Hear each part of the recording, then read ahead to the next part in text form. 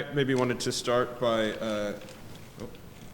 thanking my collaborator, Will Bridewell. So he is a computer scientist. I am a philosopher, but my background is in cognitive science and philosophy of science rather than ethics. And what we were interested in the first instance were the technical problems associated with building robots that could recognize deception, especially deceptive speech.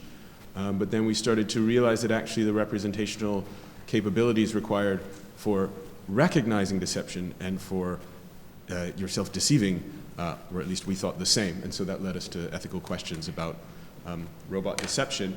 I should say that we were interested in the first instance in speech and deceptive speech. And I realize deception, this conference, is maybe understood in a much more broad way, but I think the central story we want to tell still applies. So the basic idea that I would want to push today is that we shouldn't really be worried about robot behavior per se, so thinking about deception as maybe a category of actions, but the real target for concern are the goal states of robots. And if we want to worry about ethical implications, worry about something that will have legal repercussions, I think that's in the first instance where the issues arise. And the point I want to conclude on is that the issue is not only one of getting the ethics right, but also of the technology. So here are the key claims I hope to convince you of today. First, that deception, when we think about it pre-theoretically, actually has two components. One of them, maybe strict deception or lying, which is in terms of the action involved, and a second one, which is something about the internal state, the malicious intent. I think that there are a category of actions that are deceptive or white lies, which are in a sense not malicious, and not only are they not malicious, they serve an important pro-social function, and if we want robots that can interact socially with humans, they will need eventually to be able to be deceptive in this sense. I briefly want to talk about Asimov's laws. If you don't know them, these are a famous, motivated from science fiction, but a starting point for thinking about the ethical requirements on robots. And in fact, if you look at them, I think they actually require that in order to satisfy this quite common sense set of ethical standards for robots, robots may have to be able to deceive. And that's going to bring us to this point that it's really the malicious intent, these non-ethical goals that are the real danger for thinking about, I think, not just robots considered as physical objects, but any sort of autonomous artificial agent. And that the difficulties of preventing that malicious intent are not merely one of legislation, but also of technology. So first, just this basic claim about how we normally conceptualize deception, if we're talking about it in a very loose sense. I think we on the one hand mean an action of lying considered purely in terms of a type of behavior, where that behavior is designed to impart a false belief. So in the case of speech, if I say something that that contradicts what I believe to be the case with the intent of having you believe that thing, I'm telling you a lie. I think this definition also applies to maybe these sorts of robotic examples that we've been thinking of, where they present the outward appearance of care, or they present the outward appearance of being alive in some sense. This also satisfies this definition insofar as those are forms of actions or outward behavior designed to impart a false belief. By malicious intent, I mean goal states. This is just the way that we have been thinking about the targets for internal states in robots or artificial agents that you can actually hope to have some control over. Goals are sort of representations of long-term targets that the agent is trying to bring about. And it's these goals that I think we can think of as violating ethical maxims. So you could violate the utilitarian maxim insofar as you've got goal states that end up with overall harm. You could violate, I believe we're going to hear about Kantian maxims later, where they go against sort of strict imperatives for correct behavior. All of these I'm counting as malicious goals. Now, the really critical starting point for the type of analysis I want to give is to notice that these two things come apart. You can have one without the other and vice versa. So in particular, you can have lies where you're acting so as to impart a false belief, but you actually don't have a malicious intent. So a typical example of a white lie might be if your friend gets a new haircut and you tell them it's a wonderful haircut, frames their face nicely and actually you think it's hideous. You might say that not because you have a sort of devious goal in mind, but because they're your friend. You want them to feel good about themselves. There's nothing you can do about their haircut now. It's better for them to feel happy with it. So you have their best interests at heart. Another example we've dealt with, I apologize if people are offended by this word, but the word bullshit has become a technical term in this literature. And in a technical sense, bullshit is speech where the speaker neither knows nor cares about the truth value of the utterance. And so there's a debate about the ethical implications of this. We fall on the side of thinking there's perfectly fine types of bullshit. And in particular, maybe it's because we're philosophers and computer scientists and stay-at-homes, but sporting events, talking about sporting events are just examples that always come to mind. I've certainly found myself in many conversations with avid sports fans where I mumbled some opinions that I really had no view about the truth or falsity of, just to keep the conversation going and have some sort of positive social interaction with them. So I'm claiming these are cases where you have lying, maybe even deception in a strict sense, but there's no malicious intent. On the other side, paltering is another technical term in this literature. Paltering is when you utter truths, but you have a devious goal to mislead. So my apologies to all the used car salesmen in the audience, but this is the example that we typically find. The used car salesman may tell you all sorts of wonderful things about the vehicle he or she is trying to sell you that are true of that vehicle. It has wonderful tires, the paint job is beautiful and new, but they're designed to mislead you insofar as they're designed to direct your attention away from legitimate problems that the vehicle has. Maybe there's some problem with the engine. So this is a case where the things being uttered are true in this strict sense, but the background goal is malicious. So I think there's actually all kinds of ways in which these white lies or this kind of pro-social bullshit is not just a kind of accidental side effect of social interaction, but is kind of an essential glue for having our regular social interactions function.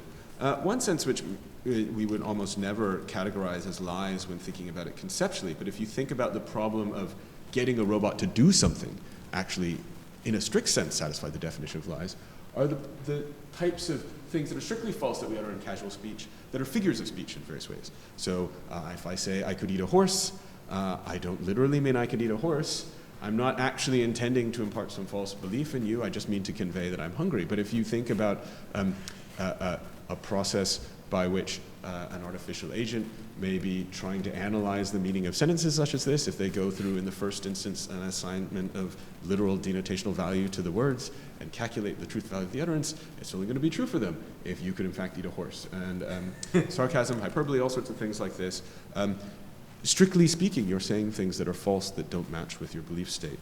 The example of sporting events again, this is just one example, but it very frequently comes up that you are having a conversation with someone, and it's important to continue having that conversation and expressing interest in being involved in it in order to create a social bond, and what actually is being said is not very important, I think.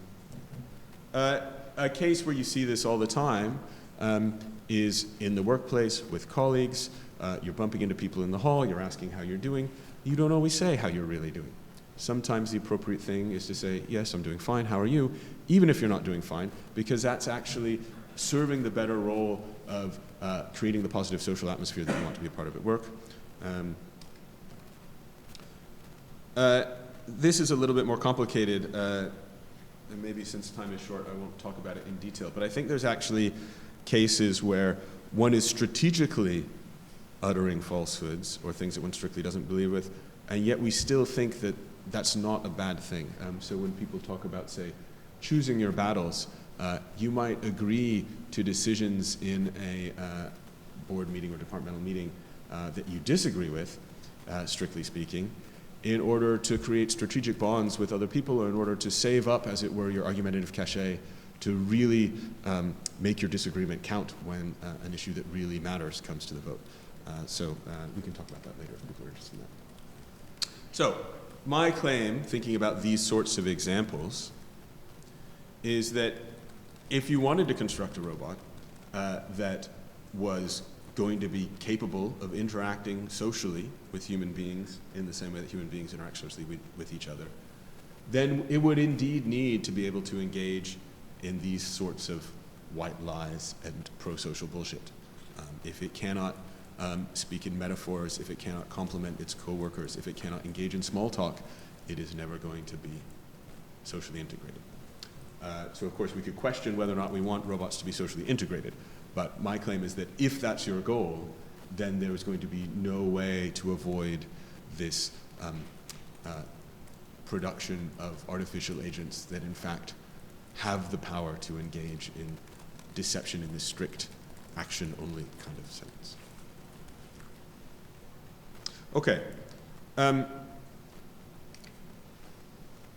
Moving on to the question of goals and the norms to try and instill in robots and the difficulties associated with that.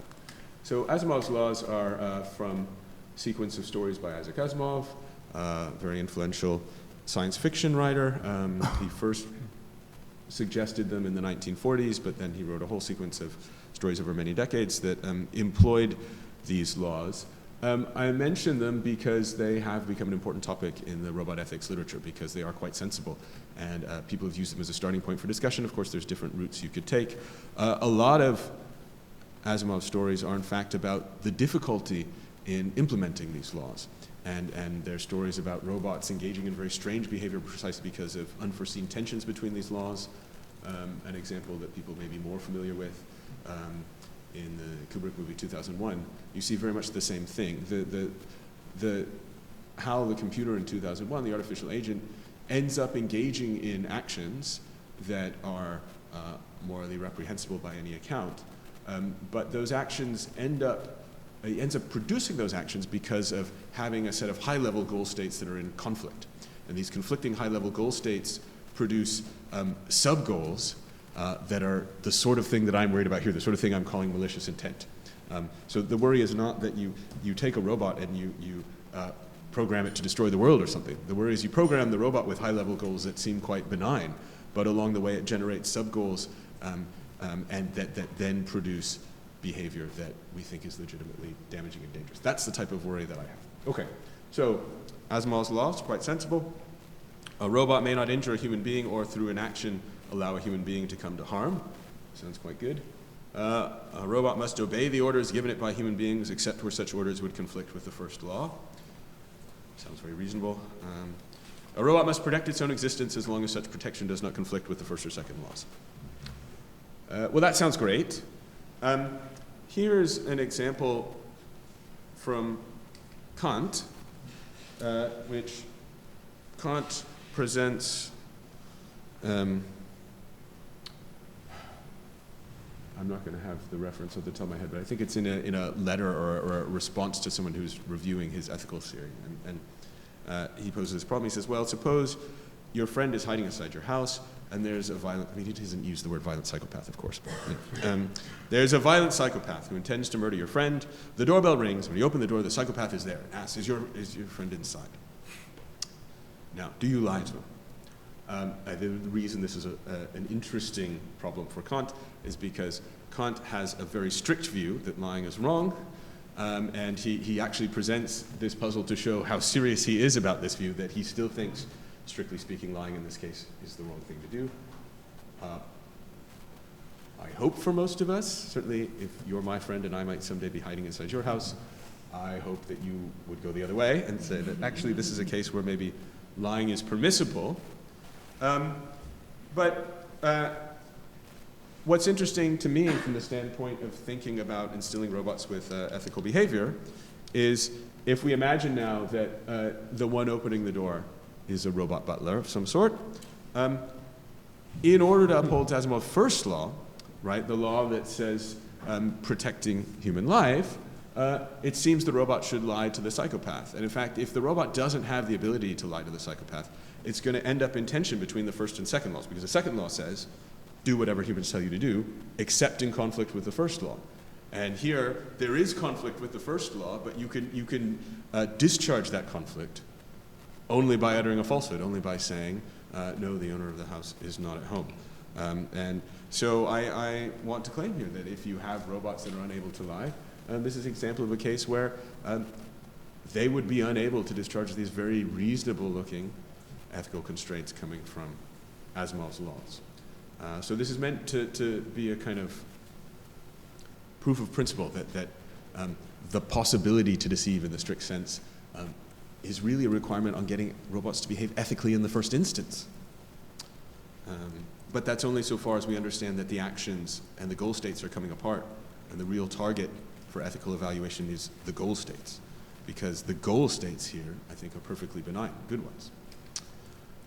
Okay, so my claim is lying, understood in the strict sense of acting so as to impart a false belief, can be good or bad, but malicious intent, when you have some sort of goal which violates ethical norms, that's the thing that's always dangerous, that we should be worried about. Okay, so suppose that's what we really are worried about. I'm giving a shout out here to Paul Bello. I don't know if any of you know him, but he's sort of pushed this type of worry in the context of military applications. The worry that in military contexts, getting robots to behave in line with sort of baseline ethical behavior is really a technical problem that we have not yet solved.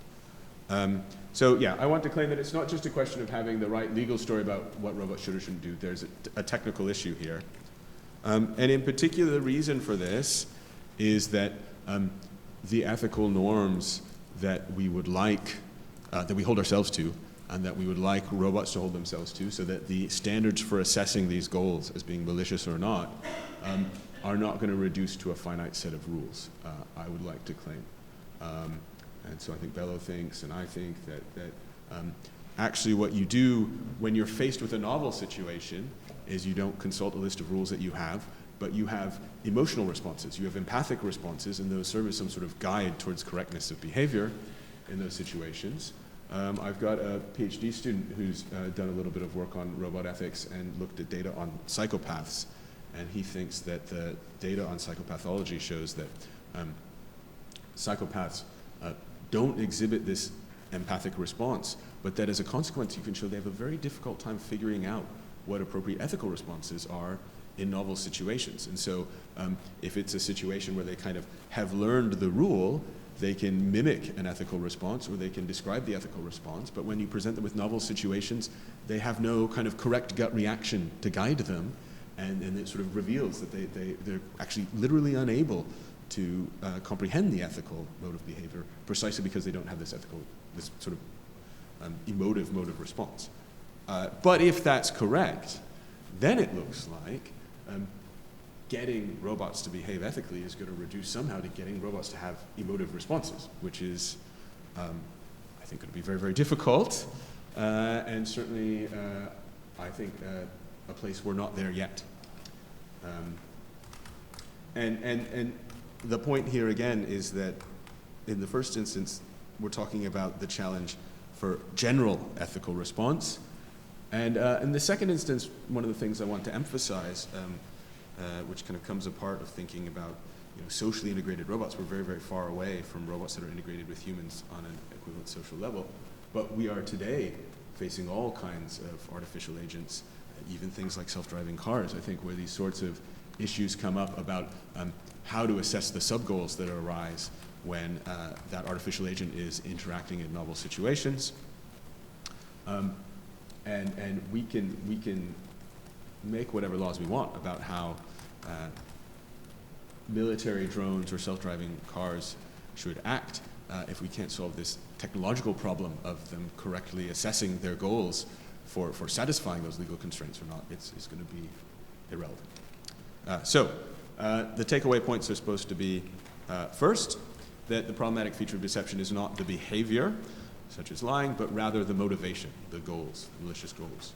And in fact, in following certain sorts of strict ethical codes that seem quite sensible, they're actually going to require the deceptive side of behavior, behavior on the deceptive side. Social robots are going to need the capacity to deceive in this benign way, at least. And if you want to build a robot that behaves ethically, that's not just a legal challenge, that is also a technical challenge. Thank you for listening.